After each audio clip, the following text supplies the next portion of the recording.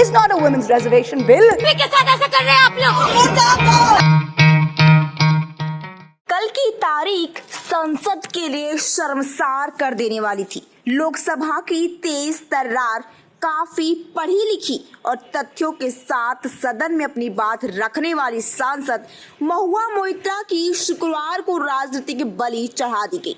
उन्हें लोकसभा की सदस्यता से निष्कासित कर दिया गया। विपक्ष वाले हंगामा मचाते रहे, चर्चा की बात करते रहे और महुआ को अपनी बात रखने की गुजारिश आसन से करते रहे, लेकिन आसन यानी स्पीकर को किसी की परवाह की नहीं, किसी की बात नहीं सुनी गई, कोई दलील काम नहीं आई और फैसला यही हुआ कि महुआ मोइत्रा को तत्काल लोकसभा से निष्कासित कर दिया जाए।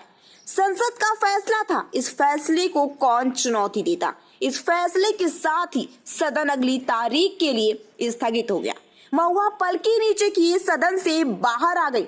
बता दें कि महुआ मोइत्रा टीएमसी की सांसद रही हैं। वे बंगाल के कृष्णनगर सीट से जीतकर 2019 में संसद में पहुंची थी। ममता बनर्जी को आज भी महू पर गर्व है और गर्व तो देश के उन तमाम लोगों को भी है जो लोकतंत्र में यकीन रखते हैं और बोलने की आजादी पर विश्वास करते हैं। महुआ पर इल्जाम है कि उन्होंने एक कारोबारी से पैसे लेकर संसद में वैसे सवाल किए जिससे अडानी को धक्का लगा। मोदी और अडानी के रिश्तों का खुलासा हुआ। Nobody is behind Mahua. Mahua is behind the truth. जिस कारोबारी से महुआ ने कथित रूप से पैसे लेकर सदन में सवाल किए, उसके कोई सबूत आज तक सामने नहीं आए, लेकिन कारोबारी ने एक हलफनामे के जरिए कहा है कि उसने महुआ को घूस दी है और ये घूस सवाल पूछने के लिए दी है। दरअसल महुआ की यह पूरी कहानी एक फिल्मी कहानी जैसी है। महुआ के खास दोस्त है जो सुप्रीम कोर्ट में प्रैक्टिस भी करते हैं। महुआ की उनके साथ दोस्ती थी, लेकिन बाद में सब कुछ खराब हो गया। पहले तो उनके दोस्त ने महुआ पर कुत्ता चोरी का आरोप लगाया और फिर बाद में इस बात का खुलासा किया कि महुआ ने कारोबारी से पैसे लेकर अडानी के खिलाफ सदन में सवाल किए। महुआ के दोस्त ने इसकी शिकायत की थी। बाद में इसी मामले को बीजेपी के सांसद निशिकांत दुबे ने आगे बढ़ाया और इसकी शिकायत लोकसभा स्पीकर के पास की।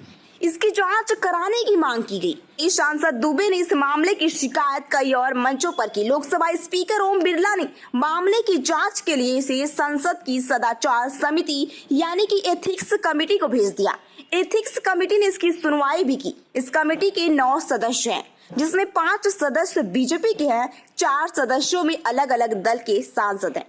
कह सकते हैं कि विपक्षी सांसद हैं। एक दिन महुआ को कमेटी के सामने बुलाया गया। महुआ से कई निजी सवाल भी पूछे गए।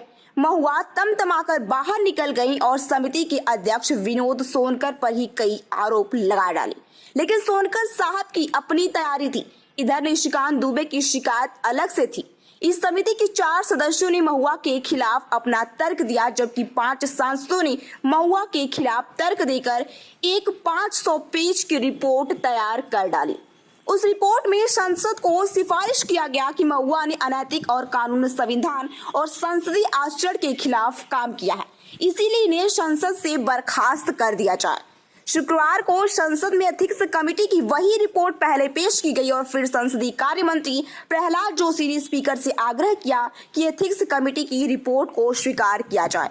मजे की बात तो यह रही कि लगभग 500 पन्ने की इस रिपोर्ट को पढ़ने और समझने के लिए विपक्ष के कई सांसदों ने स्पीकर से कई बार आग्रह किया कि कम से कम 2 दिनों का समय इसे पढ़ने के लिए दिया जाए, लेकिन किसी की बात नहीं सुनी गई। इसके बाद कई सांसदों ने स्पीकर से यह भी आग्रह किया कि जिस सांसद पर एथिक्स कमेटी ने अपनी रिपोर्ट दी है, कम से कम उसे तो अपना पक्ष रखने का मौका दिया जाए, लेकिन स्पीकर ने इस आग्रह को भी ठुकराया और फिर वोटिंग के जरिए यह घोषित कर दिया कि महुआ मोइत्रा पर एथिक्स कमेटी द्वारा लगाए गए इल्जाम सही हैं और एथिक्स कमेटी ने महुआ को बर्खास्त करने की जो सिफारिश की थी उसे सही मानते हुए सदन ने महुआ को दोषी करार देते हुए अपना फैसला सुना दिया।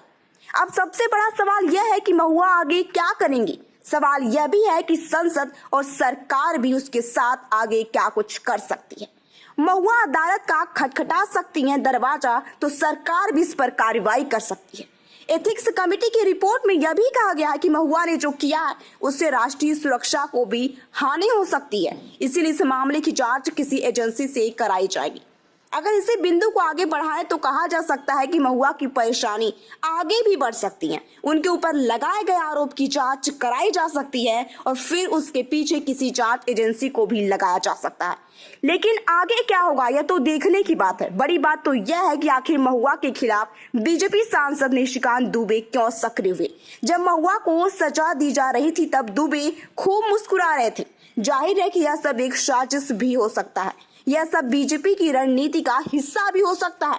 बता दें कि कुछ महीने पहले ही संसद से सड़क तक महुआ और दुबे के बीच जमकर शाब्दिक वार चले थे। दुबे की डिग्री पर महुआ ने सवाल भी खड़ा किया था और उनकी डिग्री को महुआ ने चुनौती भी दी थी। I am 49 years old. I will fight you for the next 30 years inside parliament, outside parliament, in the gutter, on the streets. আদিম হিংস্র মানবিকতার যদি আমি কেউ হই, স্বজন হারানো শ্মশানে তোদের চিতা আমি তুলবই। We will see the end. जहां से डिग्री लेने की बात कही गई थी उस विश्वविद्यालय ने भी डिग्री की सत्यता की पुष्टि नहीं की थी। फिर यह मामला स्पीकर तक पहुंचा। स्पीकर ने इसे जांच कमेटी के पास भेज दिया, लेकिन अभी तक उसकी जांच नहीं की जा सकी है। लेकिन दुबे शक के दायरे में तो आ ही गए थे। इसी समय से सांसद दुबे और महुआ के बीच अदावत शुरू हो गई थी। महुआ की बर्खास्तगी की सभी विपक्षी दलों ने निंदा की है और विरोध भी किया। विरोध करने वालों में सोनिया गांधी भी शामिल रही। लेकिन बाद में यूपी के पूर्व मुख्यमंत्री और सपा मुखिया ने जो बयान दिया है वह काफी कुछ कहता नजर आ रहा है। हालांकि अखिलेश यादव ने किसी का नाम नहीं लिया है, लेकिन उन्होंने कहा है कि विपक्ष के प्रति भाजपा नेतृत्व का विद्वेषपूर्ण रवैया पूर्णतः असंवैधानिक और अलोकतांत्रिक है और ऐसा लगता है जैसे भाजपा ने विपक्ष की हर आवाज को कुचलने का इरादा कर लिया है। अखिलेश ने अपने बयान में कहा कि अभिव्यक्ति की स्वतंत्रता पर भाजपा को न विश्वास है और न ही संविधान पर उसकी निष्ठा है। डॉक्टर भीमराव अंबेडकर ने संविधान सभा में संविधान के दुरुपयोग और एकाधिकारी प्रवृत्ति के प्रति संदेह जताया था। उनका अंदेशा सही साबित होने जा रहा। उन्होंने कहा कि भाजपा राज में अघोषित तानाशाही की प्रवृत्तियां साफ नजर आ रही हैं। अच्छा हो सत्ताधारी दल विपक्ष के लोगों की सदस्यता लेने के लिए किसी सलाहकार को रख ले, जिससे मंत्रीगण और सत्ता पक्ष के सांसदों और विधायकों का समय षड्यंत्रकारी गतिविधियों में न लगकर लोकहित के कार्यों में लग सके। जिन आधारों पर सांसदों की सदस्यता ली जा रही है, अगर वह आधार सत्ता पक्ष पर लागू हो तो शायद उनका 1-2 सांसद विधायक ही बचेगा। अखिलेश यादव ने कहा कि भाजपा अपने विरोधियों की सदस्यता छीनने के कुचक्र के साथ उनको बदनाम करने के लिए सरकारी एजेंसियों, इनकम टैक्स, ईडी, सीबीआई, इन सभी चीजों का इस्तेमाल करके इन संस्थाओं की विश्वसनीयता को भी नष्ट कर रही है। लोकतंत्र में ऐसी हरकतों का कोई जगह नहीं हो सकता है। उधर सदन से निष्कासित के बाद महुआ मोइत्रा ने कहा कि आचार समिति के पास निष्कासित करने का कोई अधिकार नहीं है और यह बीजेपी के अंत की शुरुआत है। उन्होंने यह भी कहा कि वह अभी 49 साल की हैं और अगले 30 साल तक संसद के अंदर और बाहर बीजेपी से लड़ती रहेंगी। मोइत्रा ने यह भी कहा कि कोई सबूत नहीं है, निष्कासन इस आधार पर है कि मैंने अपना लोकसभा पोर्टल लॉगिन साझा किया है। इसके लिए कोई नियम नहीं है। जैसा कि एथिक्स कमेटी की सुनवाई से पता चलता है कि हम सभी सांसद जनता से, नागरिकों से सवाल पूछने और संसद में आवाज उठाने के लिए कन्वेयर बेल्ट है। उन्होंने यह भी कहा कि कल मेरे घर पर सीबीआई भेजी जाएगी और मुझे परेशान भी किया जाएगा और अगले 6 महीने तक परेशान किया जाएगा। कैश फॉर क्वेरी के कथित आरोप में मोइत्रा के निष्कासन की घोषणा करते हुए लोकसभा अध्यक्ष ओम बिरला ने कहा कि यह सदन समिति के निष्कर्षों को स्वीकार करता है कि सांसद महुआ मोइत्रा का आचरण एक सांसद के रूप में अनैतिक और अशोभनीय था, इसलिए उनका सांसद बने रहना उचित नहीं है। पुरानी परंपराएं मेरे पास भी पड़ी हुई है, जिसका मेंशन संसदीय कार्य मंत्री जी ने भी कहा है।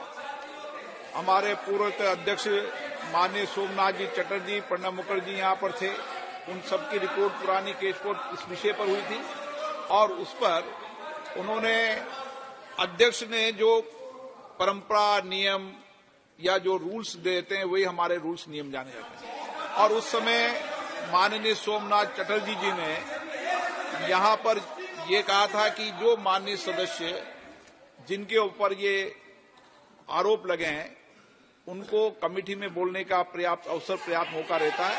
और मैं रिकॉर्ड रख के टेबल पे बात करता हूँ, ऑन रिकॉर्ड बात नहीं करता हूँ। मैं आप अगर डिबेट करेंगे तो मैं एक एक लाइन पढ़ के सुना दूंगा। मैं रिकॉर्ड बोलता हूँ। और यहाँ पर इस सदन में 1 मिनट प्लीज, इस सदन में परंपरा रही है कि जो पुराने अध्यक्षों के जो कुछ भी परंपराएं हैं उनको नए अध्यक्ष हमेशा परंपराओं को पालन करते हैं, ये उनके होते हैं। और स्पीकर का डायरेक्शन का एक बुक है जी, पढ़ के देखो।